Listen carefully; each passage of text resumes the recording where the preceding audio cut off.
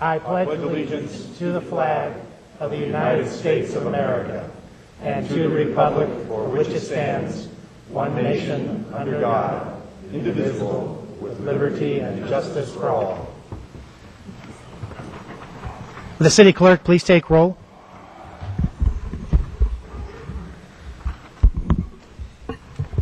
Mr. Reinhardt?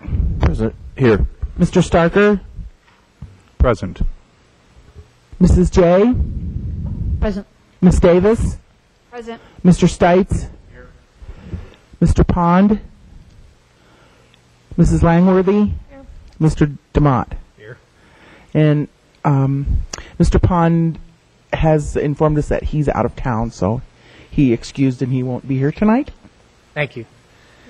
Is there a motion to approve the minutes of February 27, 2012 and March 19, 2012? So moved. Second. We have a motion for approval of both days, seconded by Councilmember Starker. Please poll the council.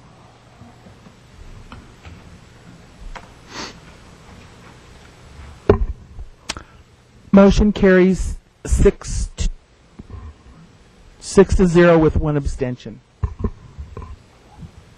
This is for the regular meeting, so you would vote. We have to re-vote. Oh, okay, so we'll do February 27th first.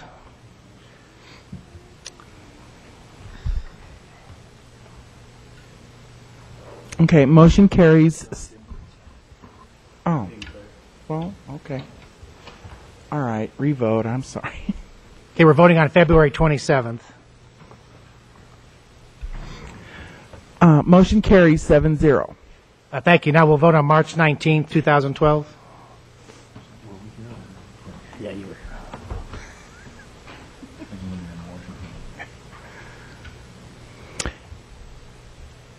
Was he not here? Motion carries 4-0 with one abstention. Oh, all right, 5. Do I hear 6? Mr. Davis? I did. Motion carries 6-0 with one abstention, with Mr. DeMott abstaining. Well, you miss a week, and what happens? We have 2 ceremonies tonight, so I'm going to run down to the podium. Run, Jerry,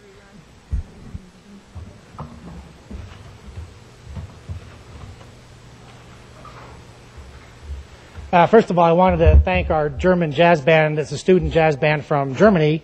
They're an exchange band here at Wheatridge High School, so they played for about a half hour tonight. So maybe you heard them or not, but please give a round of applause to our German jazz band, the students.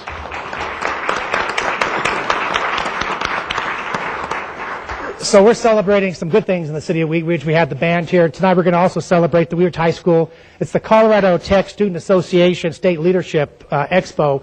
And we had some students who placed very well in that organization and that competition. So I'm going to read a little bit about their competition, and then we're going to call them up and give them a certificate. If parents want to take photos, I'm going to ask the students to come on up and stand in the middle of the room. And then Peter is going to talk a little bit about the expo. So Peter, get ready, wherever Peter's at. Okay, there he is. The Colorado Technology Student Association State Leadership Exposition was held in February. Various teams from Wheat Ridge High School worked for months on project design, testing, building, and presentation. Students placed in digital video production, on-demand film, future technology teacher, extemporaneous speech on a technology subject, fashion design, and system control technology. So congratulations to the following Wheat Ridge High School students who are in attendance to accept recognition. So, Janice, would you help me with the awards? First is Peter Nelson. Peter Nielsen.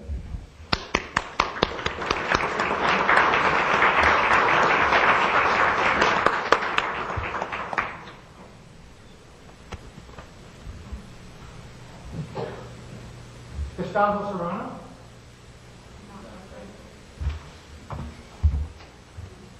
Mary Bruff.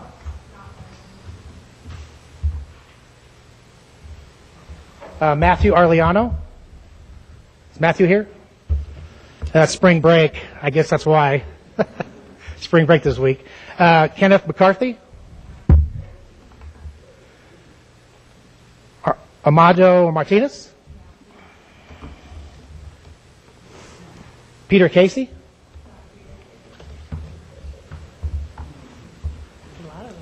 Audrey Pinkowski. Azalea Haggerty. Hey.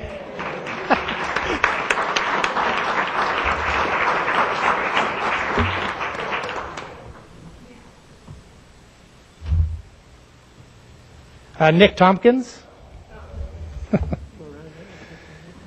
Sean Garrett.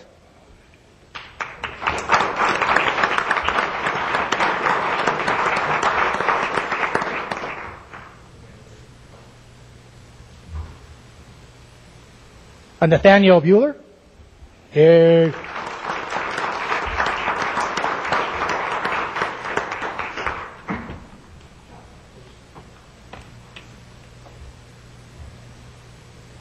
Marco Hackham.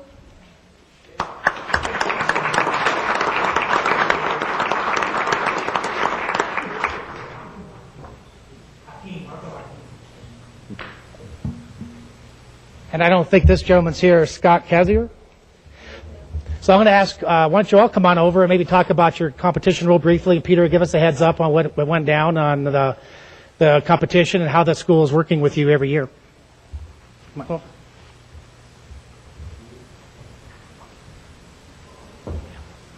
Okay.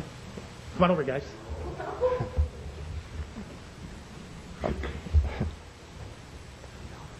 My name is Peter Nielsen, and I've done Wheat Ridge Technology Student Association for 3 years now. And every year we design projects to illustrate our talents in the technical aspects, so we can explore different career fields. So if we and experiment before we like go into a college or go into that field, so we have better knowledge of that. And this year in the Technology Student Association competition, the state competition, we had various competitions, and we did engineering design, where we built a suit of armor out of ABS plastic to demonstrate a new method of helmet as well, that to just demonstrate new methods of armor for the military. We also there was also a fashion design, which Azalea could explain more about. And there's castle ballistics, where they could build trebuchets, catapults, scorpions, anything to like take down a box castle in the center of a ring. And it just explores just various technical aspects, and we have to employ science in just about everything we've learned previously in school. And they incorporate the forensics types challenges as extemporaneous speech, which one of our members, Nick Tompkins, placed second in. And he, yeah. Anybody want to say Sure. Okay. So, to expand a little, my name's Nathaniel Bueller. To expand a little on our engineering design project, we made a very conceptual armored suit. We referred to it as the Iron Man suit. And like I said, it was conceptual, and it was for a futuristic basis for whether it was the military or the police force or firefighters even. And it'd just be a full protective suit. Would have all kinds of... it could just tell you body readings, and when you were in a sticky situation, whatever the situation may be, and we really made an effort to make the helmet look real by putting hands-free walkie-talkie handset and a GoPro camera on it, and we're hopefully to expand on it, maybe if we go to nationals even.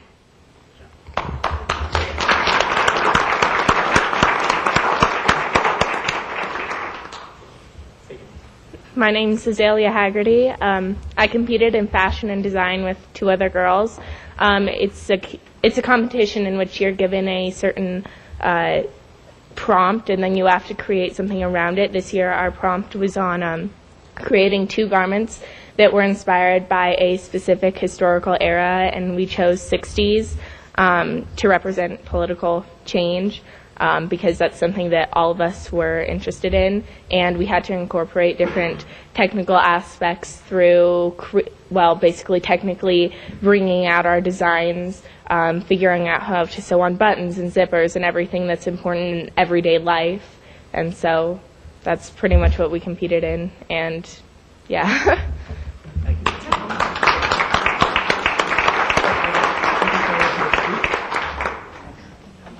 Congratulations.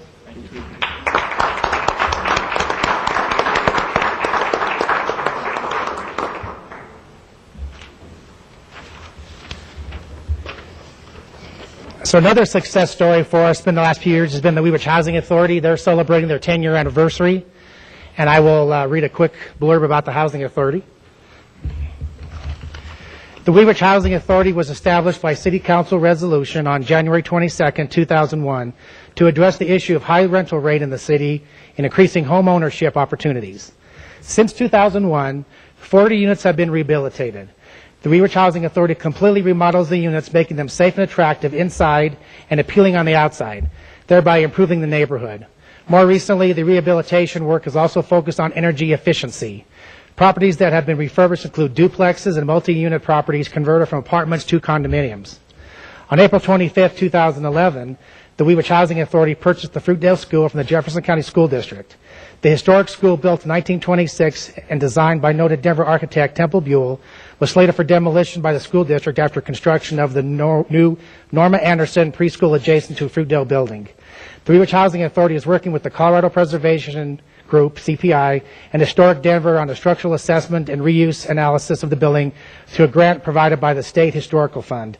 A team of architects will inspect the building and are looking for add items such as layout and square footage. Will be provided ideas for possible new uses of the building. And what I wanted to mention here is the Wheat Ridge Housing Authority is a group of 5 dedicated citizens and a council member. They use the city staff on a needed basis. They pay for city staff services on an hourly rate. There's no full-time paid employees to do the work that they've been doing for the last 10 years. Some of the numbers I have is that since 2001, the acquisition has been $4.5 million of acquisitions within the city of Wheat Ridge. They've spent $1.5 million on rehabilitation in the city of Wheat Ridge for a total investment in the city of Wheat Ridge of $6 million, a little over $6 million. So that money has been reinvested back into the community over and over again. They've been working off the original $1 million they started with back in 2001, and they've also received CDBG grant money and has great support from the city of Wheat Ridge staff and the Jefferson County Housing Authority. So what I wanted to do now is just acknowledge those folks and go through the names, have them come on up, and we'll acknowledge we're going back 10 years, so some of the members coming up are not even on the board anymore, but they really were the integral part of the beginning of the process.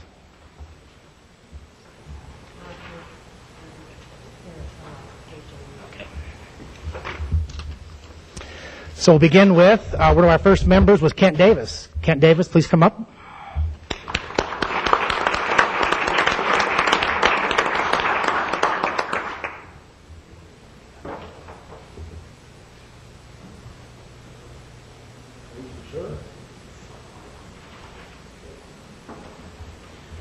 We have Katie Vanderveen.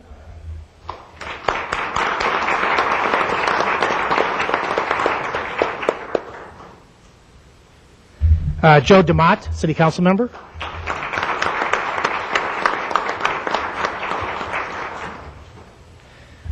Janice Thompson.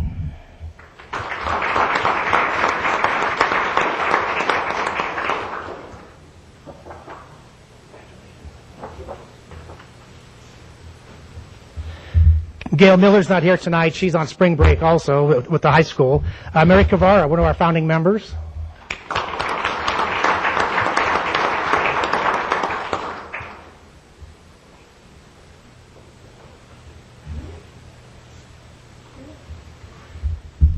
Our staff support, Ken Johnstone.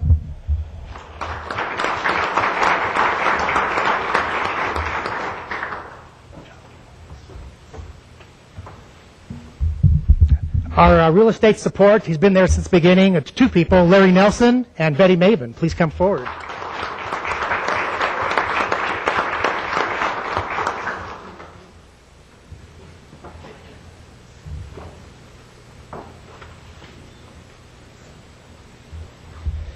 Also, staff support is Sally Payne, who's been integral on CDBG funding. Sally.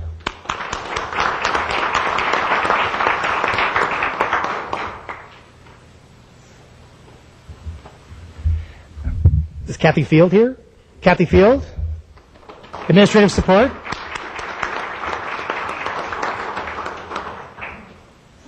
Kathy Field works for the Community Development Department as well. We have Henry Wirt, our contractor from Jeffco Housing Authority.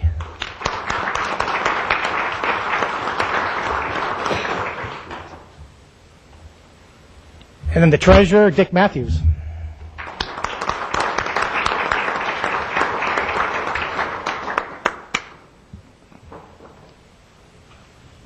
Can everybody go to the front here? We're going to take some photos too. Up here. Come on up right here. What I wanted to mention before I give the last person, I wanted to acknowledge some people who could not make it tonight. We had Catherine Nuanas was a member for at least 5 years. We had Catherine Fulton. She no longer lives in the city of Wheat Ridge. Lena Rottola was another city council member that was on. And also Alan Feinstein from Jeffco Housing Authority. Now what I wanted to do now is introduce Cheryl Brungart. She was the original founder, and she's also the chair. So Cheryl, please come forward.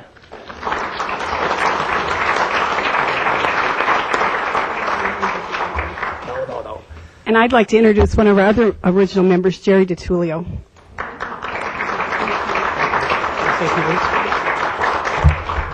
I just want to say thank you to everyone that's been any part of Wheat Ridge Housing Authority, from our realtors to our city staff. If you want to see what we've done, we have a really comprehensive report on the city website. And Kathy and Sally were integral in doing that. It was just an awesome report. When we first started talking about doing a report, I thought a couple pages and it'd be black and white and boring, but it turned out beautiful.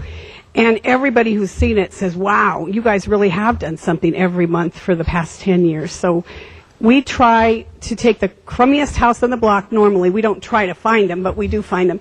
And they turn into beauties. And you'll never see signage at our housing authority projects. You might see a real estate sign for Cornerstone Realty, but you won't see a big thing that splashes all over to say that we're doing this, because we do our work quietly and we want to maintain the dignity of the people who are going to who have lived in the home, and also the people who are going to purchase the homes. And these are all for people who are needing affordable housing so that they can become homeowners in Wheat Ridge. So we just want to thank the City Council for first approving it, and for former Mayor Cerveny for spearheading it when she was mayor, and for Jerry for giving us such great support when he was the chair and now as mayor. So thank you. You're going to take a quick picture. I also wanted to acknowledge the fact that they've taken a lot of rental properties and converted them into home ownership, and most of those properties are still owned by the original owners that purchased the property, and the foreclosure rate, even this tough economy, has been very low. So we're going to take a real quick couple of photos, and then we'll call it an evening. So everybody kind of squeeze in.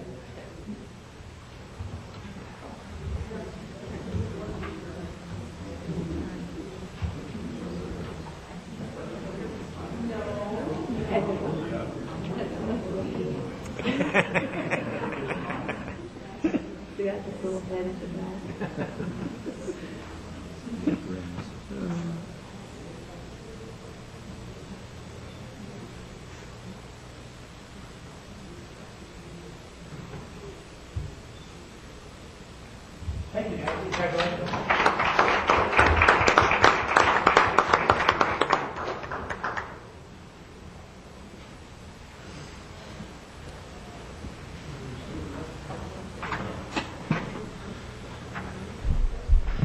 So once again, I wanted to thank our German student jazz band. I wanted to thank the Wheat Ridge Housing Authority and also the students from Wheat Ridge High School on their technical accomplishments. And we're going to begin our meeting now. So we'll move on to citizens' right to speak. Please step forward on any item not on the agenda for citizens' right to speak.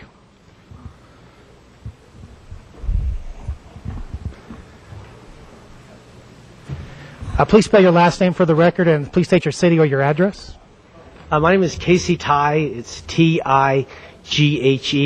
I'm at 14505 Foothill Road in Golden, Colorado. And I just wanted to introduce myself. I'm a candidate for Jefferson County Commissioner. I just wanted to say hi. I'm here to learn about what's going on in the city and around Jefferson County. So I appreciate being able to be here and learn from you. Thank you. Welcome. Thank you.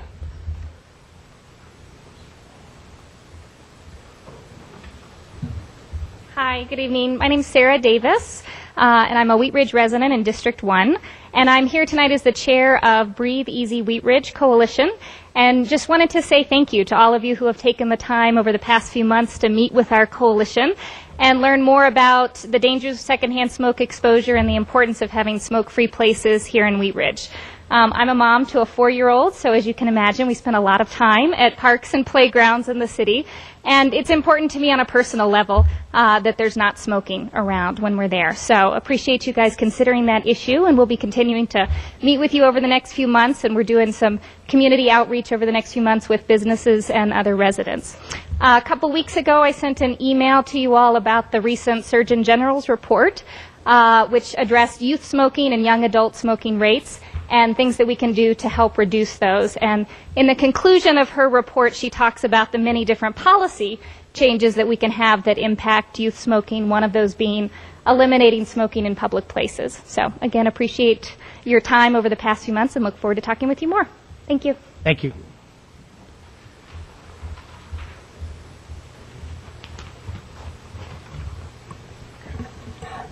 Please spell your last name for the record. Yes, my name is Norm Stoneback, Stoneback, and I live at 3555 Klein Street. And what I want to talk about today was the ordinance that states that you can only have 3 dogs at any residence. And I wanted to mention that we moved into Wheat Ridge approximately 3 years ago, and until then, we didn't know that you could only have 3 dogs at any residence. Prior to being married, my wife had 3 animals and I had 3 animals.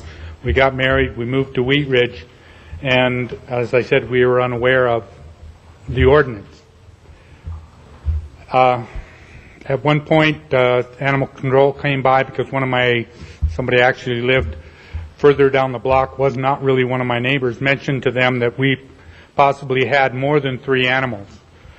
At that point, the animal control mentioned to us that that's when I found out that we could only have 3 animals. So we talked with that person, and the person said we would have to apply for a kennel license if we wanted more than 3 animals.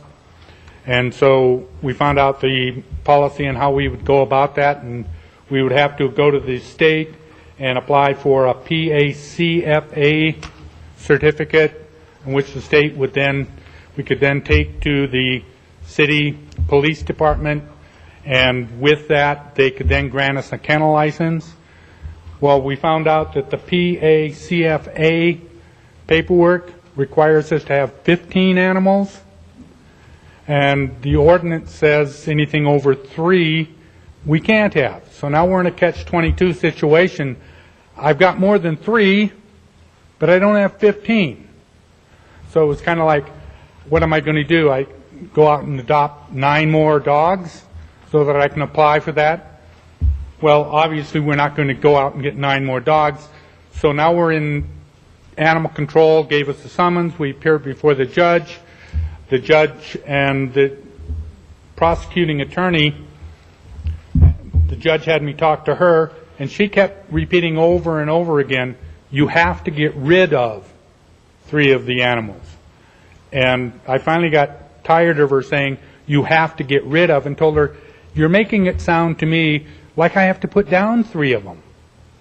And she said, well, you can give them to, have a relative have them, or friends have them. Well, our friends already have animals, so they're not going to be able to adopt 3 of our dogs.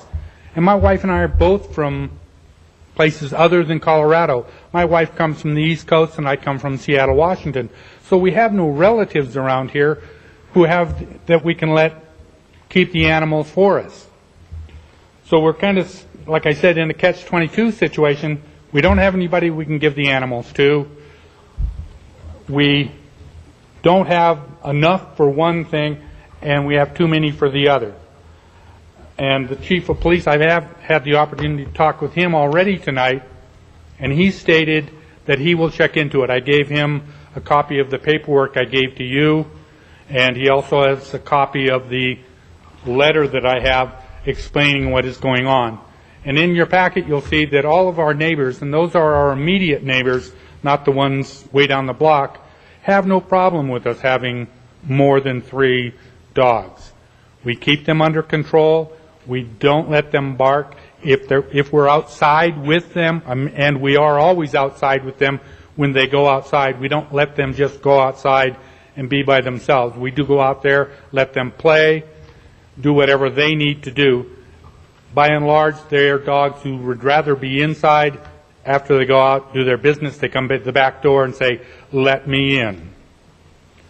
So this has been a problem with us, and as I said, the prosecuting attorney kept saying, "You do this, there is no leeway in the law. This is black and white. You either get rid of 3 of them, or we're going to start fining you $1,000 a day." And we told her, well, we wouldn't be able to move until at least June because we have a son graduating from CSU. We have another son graduating from Wheat Ridge High School at this time. We have a daughter who is going to the 9th grade in Lakewood High School. So we would like at least the opportunity to get them out of high school before we had to move. And like I said, all I hear is, no, there is no leeway. We're not going to let you have any opportunity to do anything. Move now or we'll start fining you. So,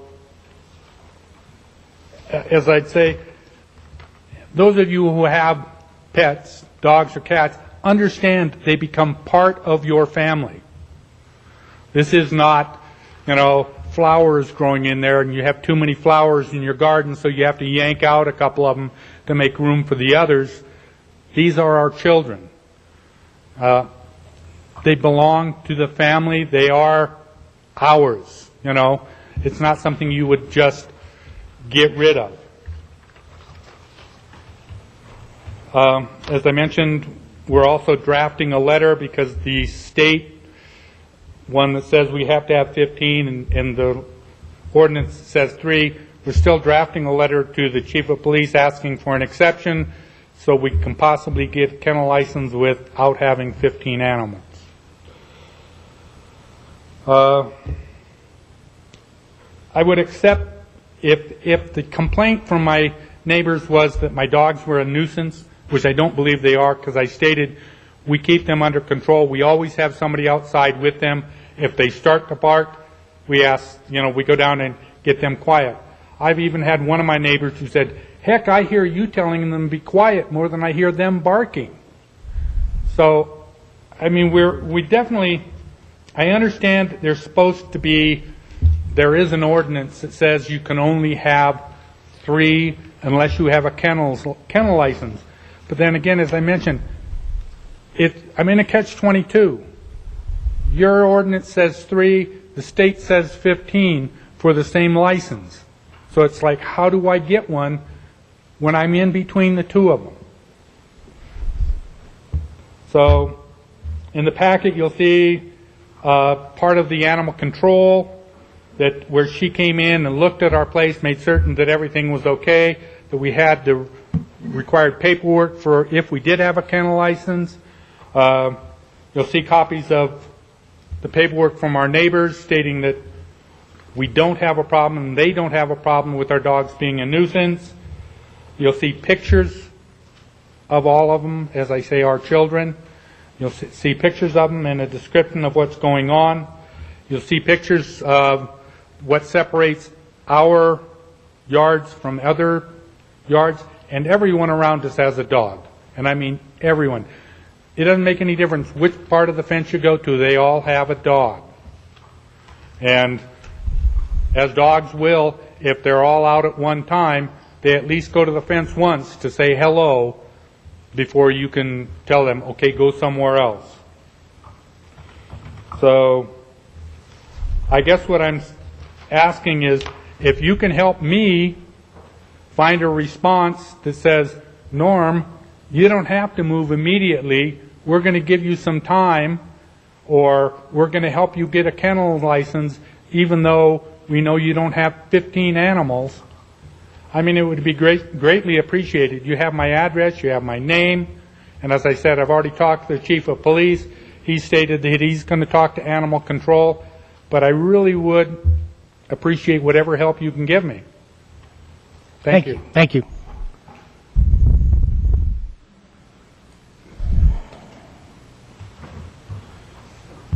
Hi, my name's Gary Fisher. I'm Norm's landlord. And, Please spell your last name for the record. Fisher.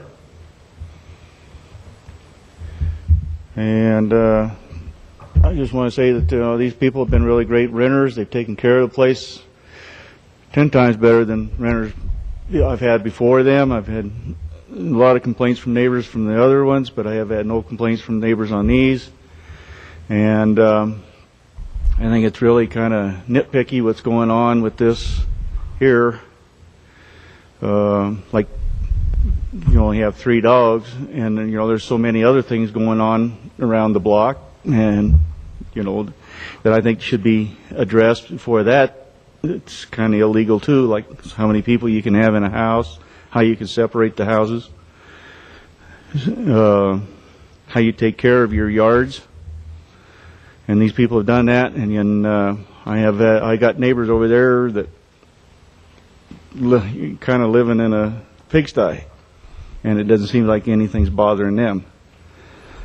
So, I just would like to see this resolved without dragging too much stuff through the mud. Thank you for your time. Thank you.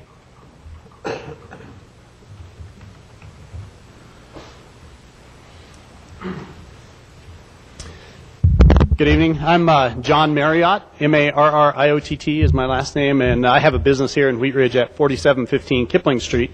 And I wanted to speak to you tonight on 2 subjects briefly. The first one is one that I've talked to some of you guys individually about, but has really come to light the last couple weeks, and that's the City Council's policy of not taking public comment at study sessions.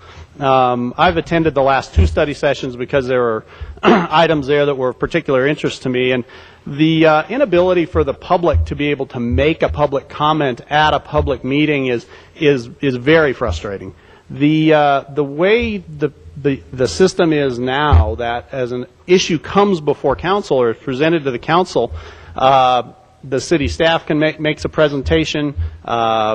Sometimes the organizations that are involved can make a presentation, but the public at large, whether they be residents or business, are not afforded any opportunity to speak whatsoever. It requires that we on our own try to catch each one of you individually. Makes it a little difficult because you don't always hear the same thing at each time that we talk to you, and it would be much more convenient if you could hear hear the same thing all at once. The difficulty with it is that after the study session, the agenda item moves on to first reading. You don't take public comment on specific agenda items at first reading either, and then the item, if it passes, moves on to second reading.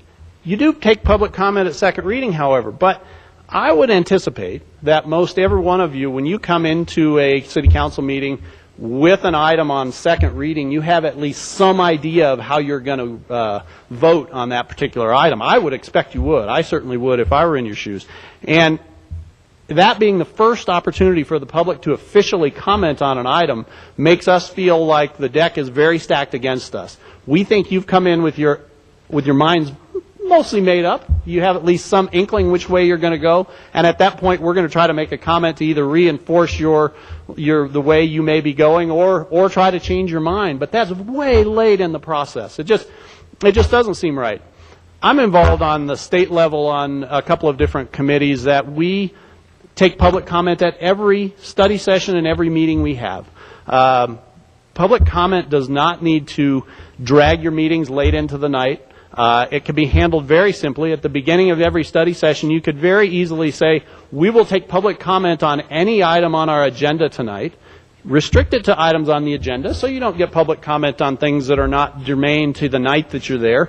Restrict each speaker to 3 minutes. Ask them not to repeat each other. If you need to confirm something somebody already says, get up and say, yes, I agree. Take your public comment, close the public comment portion of it, and then go on with your meeting. having public comment at a study session doesn't mean you have to engage the public in a discussion over the item. It doesn't mean the public needs to participate within the discussion on that item. It just means that we would like to have ourselves heard, and heard equally to all of you, as opposed to trying to run around and catch you all one at a time later. It just makes good sense. I've heard every one of you speak about open and transparent government, and I think all of you mean that when you say that.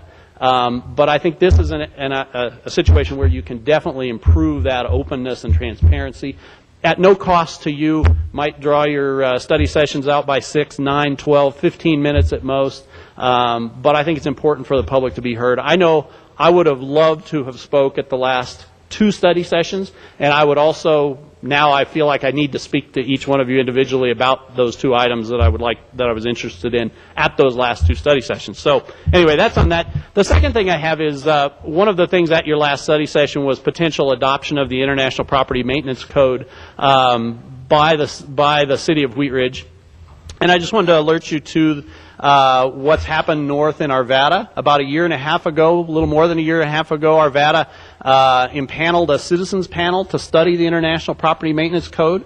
It had caused some fairly significant problems in Arvada, and this citizens panel met for almost weekly for almost a year and a half in Arvada. It's obviously a very contentious, difficult issue, but they have made recommendations to the City Council. The City Council has taken those recommendations at a study session, and their first reading on proposed changes to their International Property Maintenance Code is scheduled for next Monday, April, whatever next Monday's date is. And then the second reading will be the week after that. So I would encourage you that if Wheat Ridge is looking at adopting the International Property Maintenance Code with changes, that you maybe hold off, wait and see what Arvada adopts. Use that as at least a starting place for your discussions. I don't think you want to put yourself in a position of impaneling a citizens committee weekly for a year and a half like Arvada had to do. And I think you can build on some of the work that they did and come up with a better product. I still think International Property Maintenance Code issues are very, very unique to each city,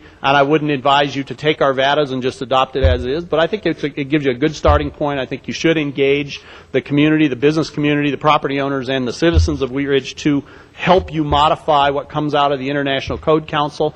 But I believe starting with Arvada's code, modified code, is probably a good place for you to start and would help you shortcut the process. So thanks.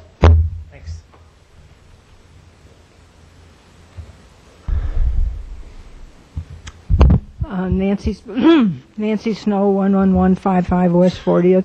I want to echo a little bit of what John spoke about the first issue.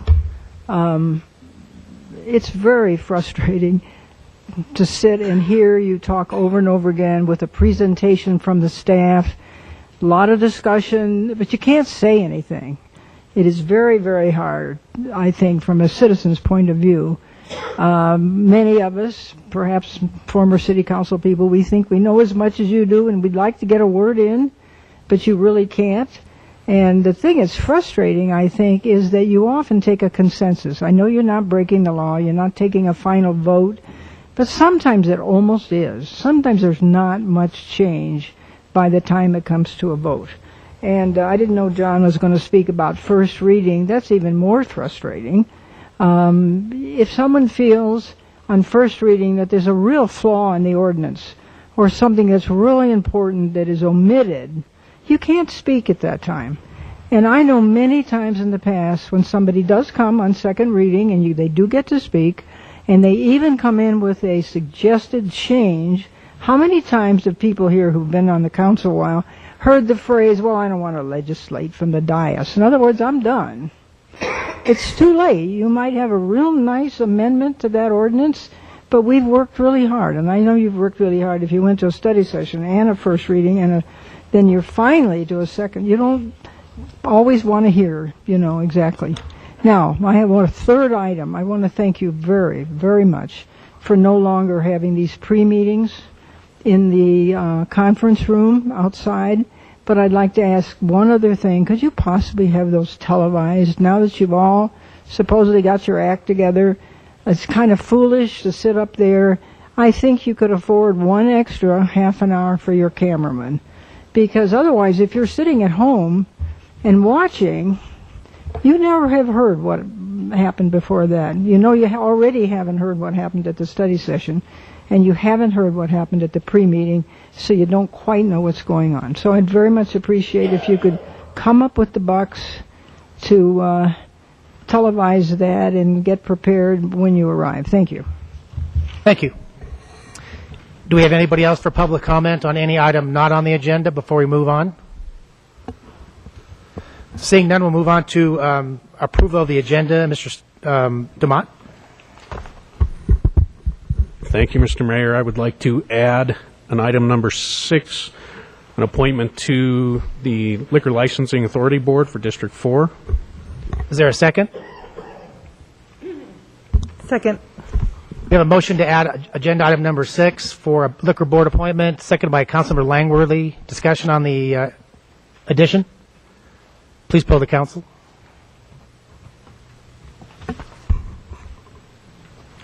Motion carries 7-0. Thank you. We'll move on to ordinances on first reading. Item 1 is Council Bill 03-2012. Councilmember DeMott. Thank you.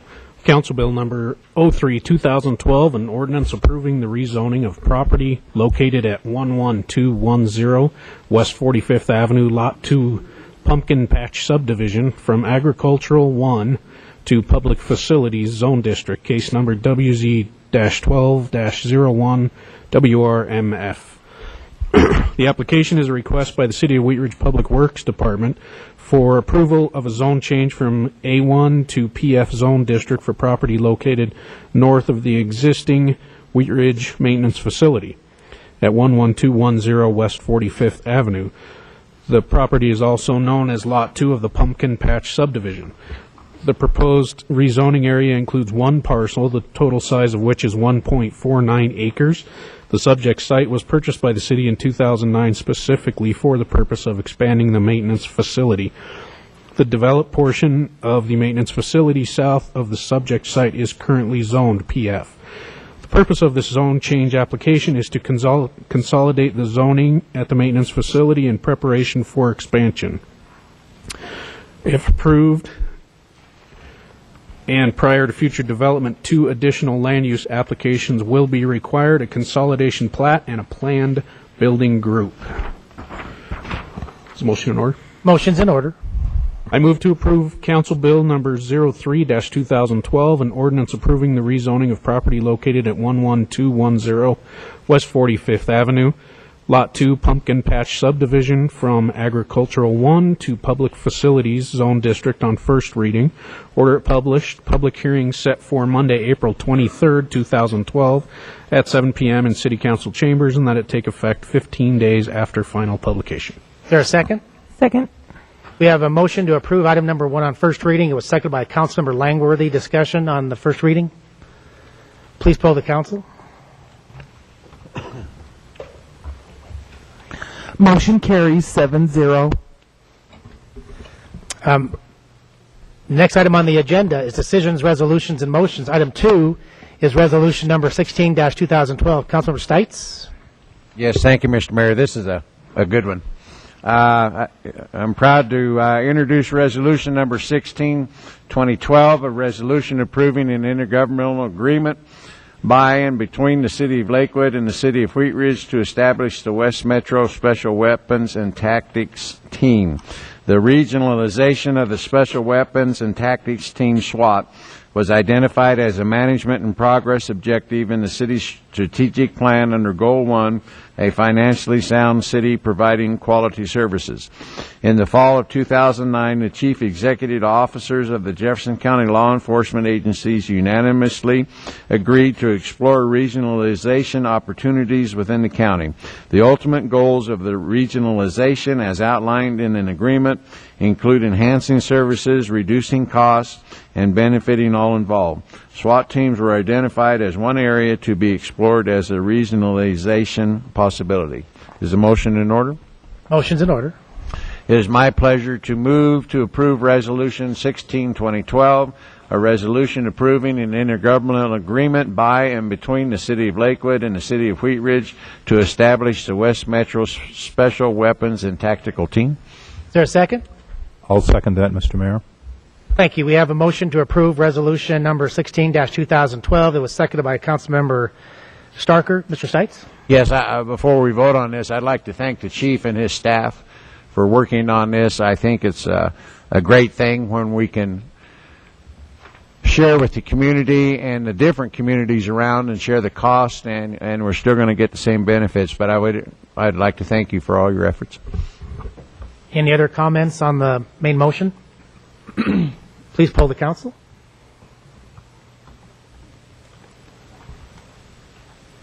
Motion carries 7-0. Thank you. Item 3, Councilmember Davis.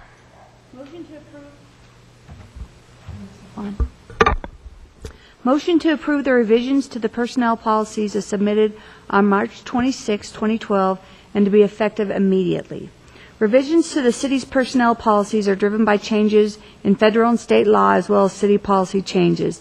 A thorough review of the city's personnel policies has been conducted with recommendations for revisions in 13 sections. Dean Heiser, the city's employment law attorney, and the executive management team have reviewed and support the proposed changes. Is the motion in order? Motion's in order. I move to approve the revisions to the personnel policies as submitted on March 26, 2012, and to be effective immediately. Is there a second? Second. We have a motion for approval of item 3. It was seconded by Councilmember Jay. Discussion on item 3. Please poll the council. Motion carries 7-0. I just wanted to let council know, in talking to our technical group, we're going out live, and the audio is fine on live on the TV, but it's a little low in here tonight. So speak as loud as you can when you're making the motions and speaking, because it's going live normally, but it's not going out in our council chambers very loudly. So, item 4 is Councilmember Jay. Item number 4 is the motion to approve the purchase of planters and temporary pedestrian platforms. Ms. Jay, could you push your mic? Oh, but it's not very loud that way, is it? Repeating, the motion is to approve the purchase of planters and temporary pedestrian platforms for the 38th Avenue Lane Configuration Project from Bison Innovative Products in an amount not to exceed $91,804. At issue, the city staff is preparing the 38th Avenue Lane Configuration Project for construction, implementing the 38th Avenue Corridor Plan adopted by the City Council in October 2011. The 38th Avenue Lane Configuration Project consists of roadway striping and temporary amenity zone installations and will be procured using 3 separate contracts. Contracts for the street striping and installation of planters and temporary pedestrian platforms are currently in the bidding process and are scheduled this spring. The planters and temporary pedestrian platforms will be purchased under separate contract to accommodate an early completion of the 38th Avenue project. This motion is in order? Motion's in order. Based upon the product evaluation and price quote, staff recommends the purchase be awarded to Bison Innovative Products, Denver, Colorado. Is there a second? Second. I didn't. That wasn't a motion. You have your motion? That wasn't a motion. No.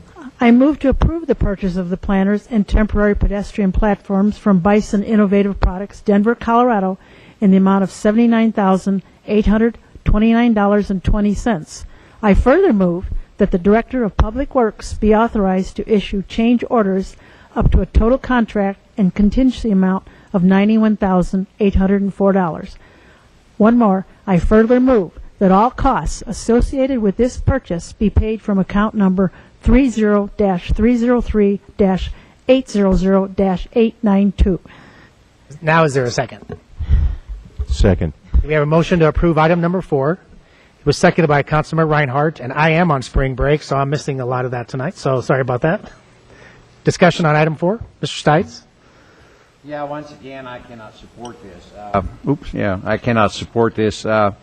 One, I think it's presumptuous since the contract hasn't even been awarded or, I think, let out for the restriping. I think here's another $91,000, almost $92,000 going to 38th Avenue. And for what? You know, I can't see it. I don't buy it. And so I definitely will not be voting for this tonight. Any other comments from council? Can we have a motion for approval? Please poll the council.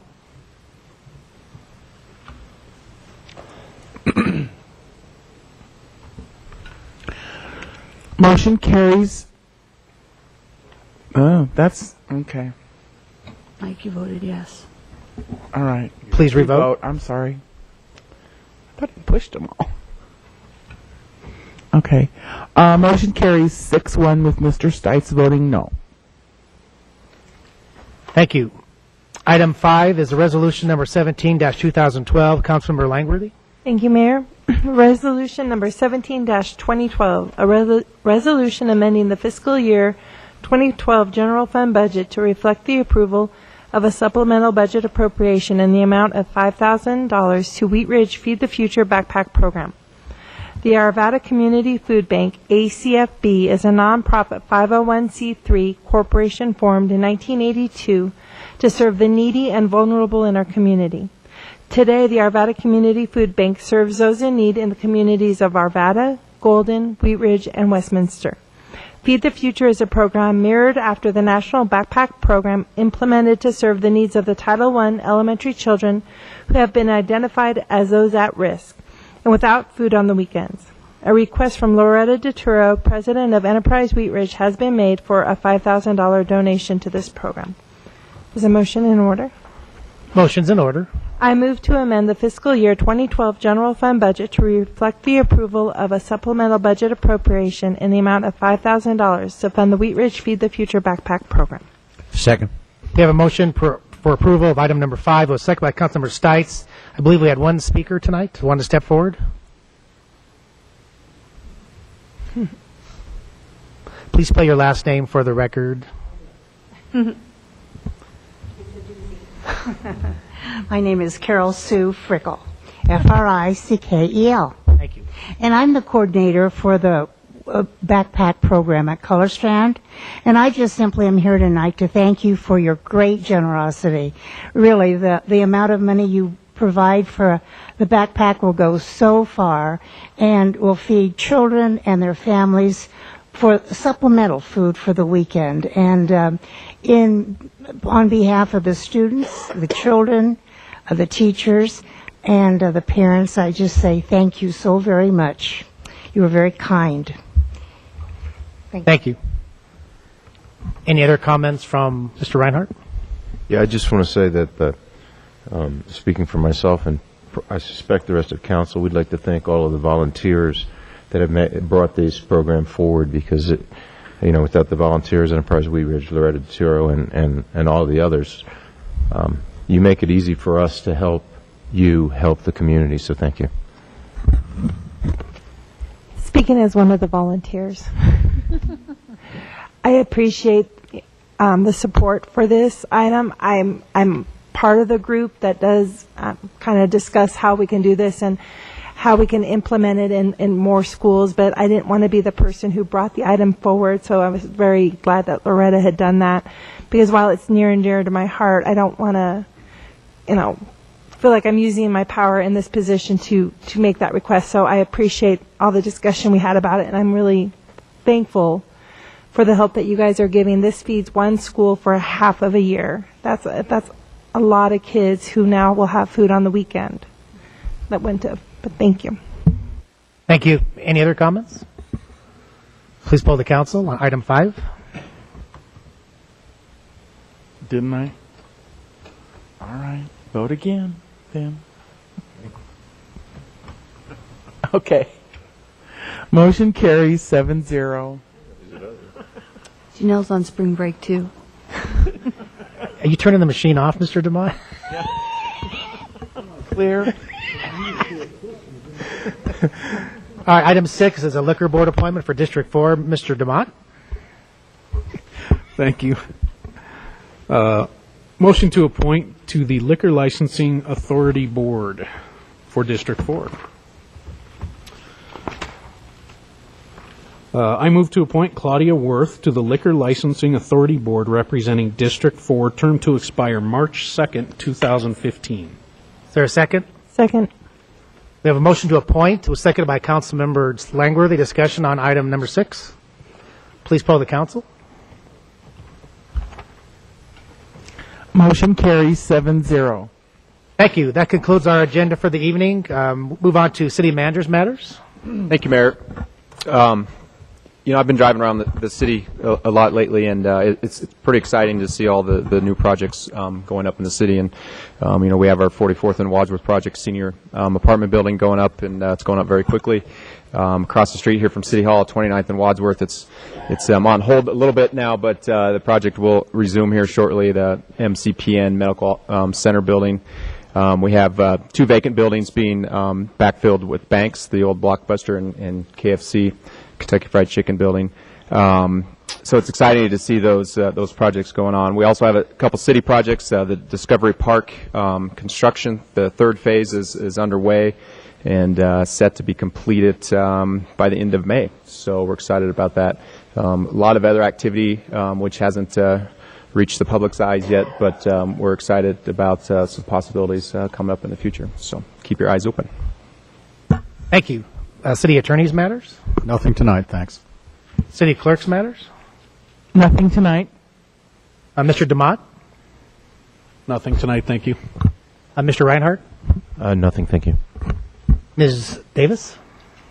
I guess a question I have is based off of the public comment. So would it be appropriate to make a motion to discuss the public comments in our study sessions? You can make a motion to put it on a study session. Yeah, I'd like to make a motion to put it on a study session. Is there a second? I'll second that. We have a motion to discuss public comment at a study session. Second by Councilmember Starker. I'm assuming we're not taking any public comment during that. Please poll the council.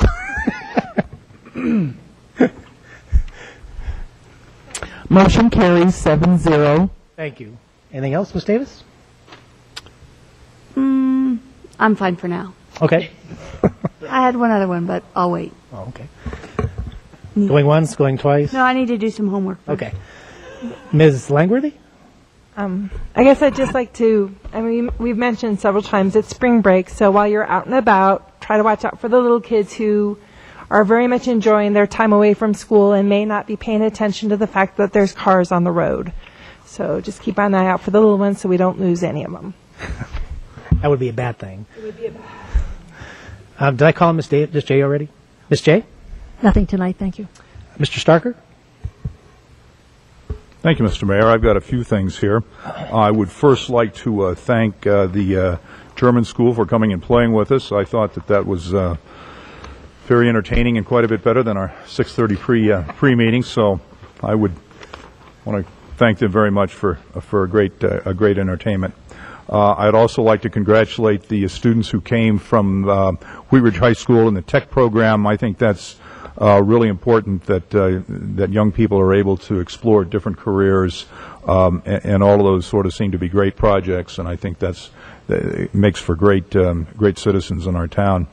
I'd also like to talk a little bit briefly about a trip that we had to Washington, D.C. for the National League of Cities.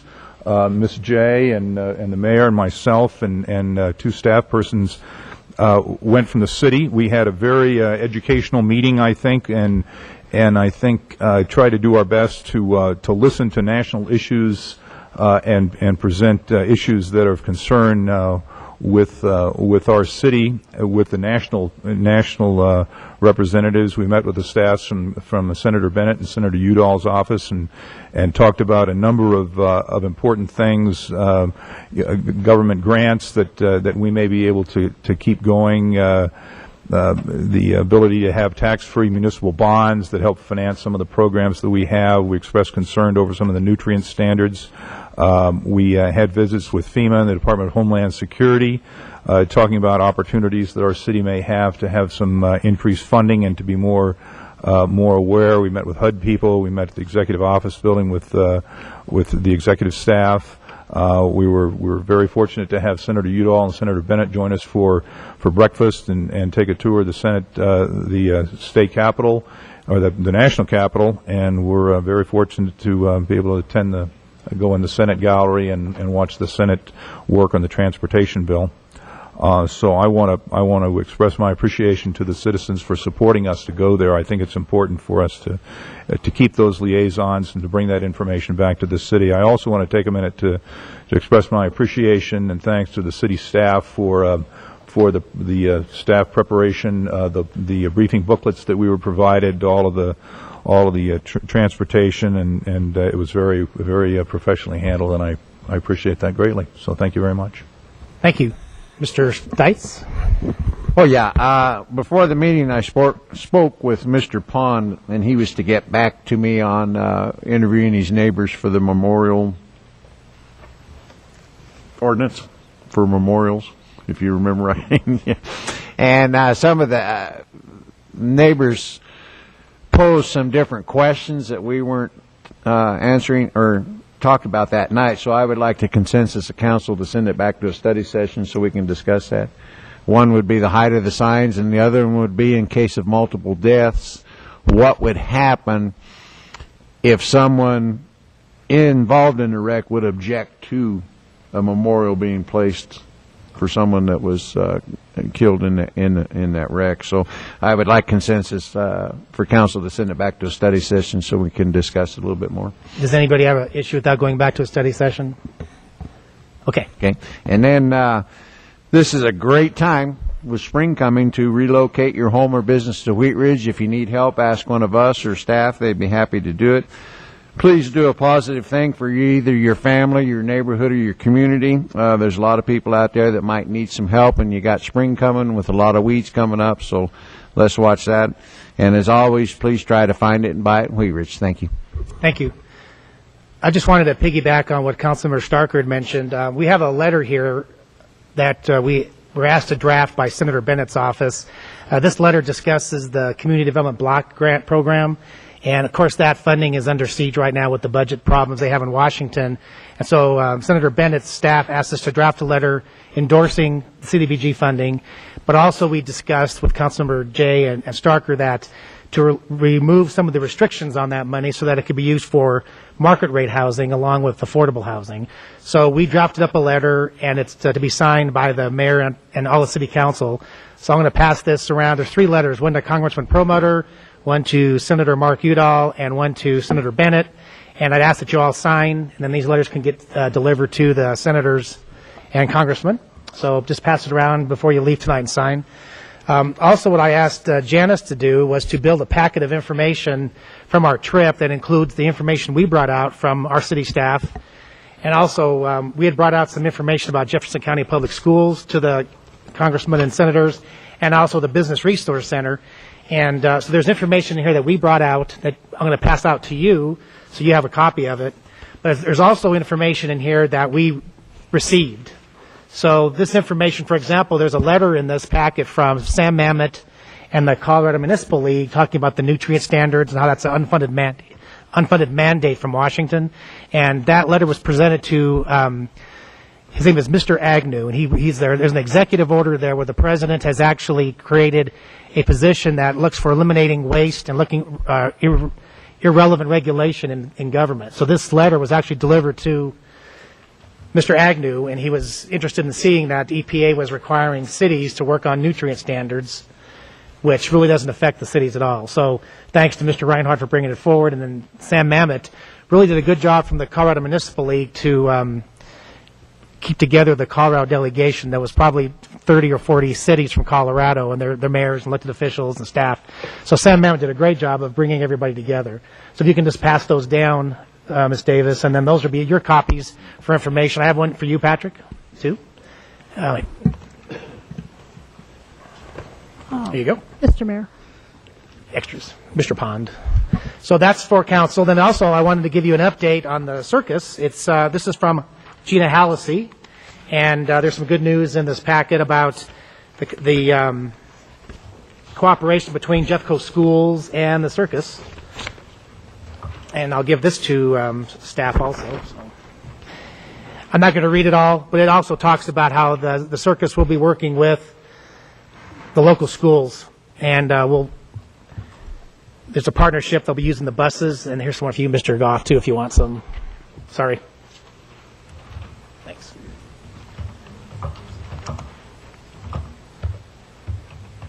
Okay, well, we'll get another one made up then. So sign the 2 letters that are actually okay, and then we'll get another one made up. Did anybody have any questions on the circus? It's the best part about this is that the Jefferson County Public Schools will be working with the circus to have students going during school time to get their the attendance up. So, with that, I believe. Mr. Mayor? I didn't realize we were going to discuss the Washington trip at this time. I thought it was going to be our study session. But while we were there, there was also a program that I think was be very interesting for our city. It's a program that helps our community in that it's a system of providing insurance for sewer and water lines. And I have brought the information on it. I think that we ought to look at it because it will be extremely beneficial and low cost, very valuable. So I'm going to pass these out, and maybe we could put this at a study session because I think we really should consider it. Okay. Okay? Push that on down. Thank you.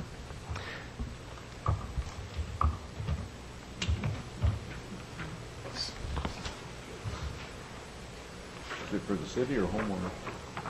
Both? It's for homeowners, but the city is very involved in it. It's an NLC program and sponsored by the city. Very low cost, and it sounds very reputable. That's my content level with it. I guess what I'll do real quickly is I'll read this one paragraph about the circus and Jeffco Schools because it's a pretty good partnership. This is from Gina Hallisey. The excitement is building as the main attraction of the 43rd Annual Wheat Ridge Carnation Festival begins to take shape. The response from the community is nothing but excitement and support as we meet with folks to gain involvement and build partnerships with the Zappe Italian Family Circus and Italian Cultural Village. The following are just a few of the key elements we are working on. A partnership has been created with Jeffco Schools to offer vicinity schools a first chance at providing this opportunity to their students. Vicinity schools are specified as Pleasant View, Color Strand, Stober, Vivian, Lumberg, Edgewater, Wilmore Davis, Pennington, Foster, Lawrence, Mulholm, Slater, Arvada 5 through 8, Wheat Ridge 5 through 8, Everett, Jefferson, and Wheat Ridge High. These schools will have the opportunity to give their students circus bucks for $5 off a circus ticket, set up their schools as a fundraising ticket outlet, organize a circus arts field trip, or have a backpack to school night at the circus. All other Jeffco schools will receive the information around May 1st. Jeffco Schools will also partner with the Carnation Festival to provide shuttle buses to and from their festival utilizing parking lots at Everett, Wheat Ridge High, and Wheat Ridge 5 through 8 middle school. Fees to the riders will be $1 round trip to offset the cost of the shuttles. So there's a really good partnerships that are beginning with the circus right now and the city of Wheat Ridge and Jeffco Schools. So is there any other comments or before we adjourn? Okay, we're adjourned.